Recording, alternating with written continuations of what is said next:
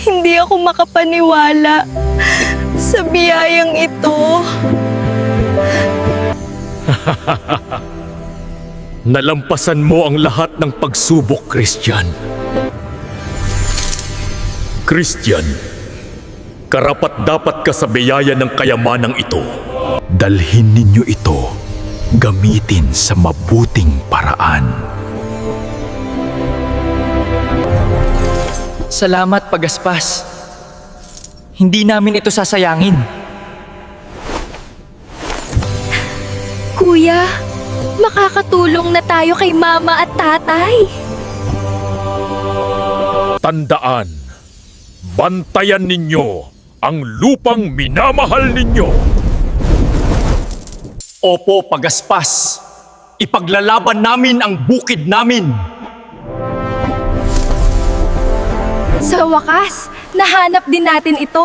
Ang ganda at kislap. Totoo pala talaga. Hindi ako makapaniwala sa biyayang ito.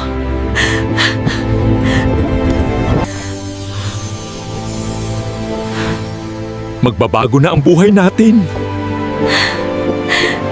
Tay, magpapatayo na tayo ng bagong bahay natin. At dito ko naisip, sana'y magustuhan nyo ni Mama. Malawak ang lupain na ito, anak. Magandang lugar para sa pamilya natin.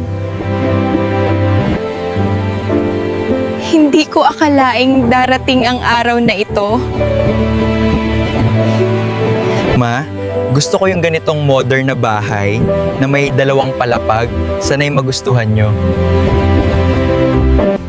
Kuya, may swimming pool ba? Oo, Erica. Lalagyan natin ng swimming pool. Parang panaginip lang ito.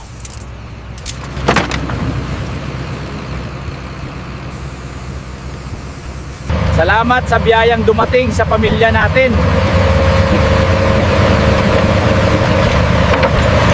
Ito ang simula ng bagong buhay namin. Yung makaranas kaming manirahan sa magandang bahay.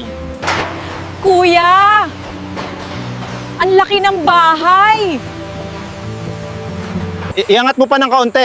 Sige, steady ko dito. Pasok na yan. I-secure nyo na. Malapit na tumatapos. Ang ganda ng kulay ng langit. Oo nga. Kunin ko lang yung leveler para masukat na natin. Kailangan nating i-double check itong wiring diagram bago matakpan. Oo, tama ka. Siguraduhin natin compliant lahat. Pare, tingnan mo to sa blueprint. Siguraduhin nating tama ang sukat. Oo, chinecheck ko na to ngayon. Malapit na tong matapos na sofa.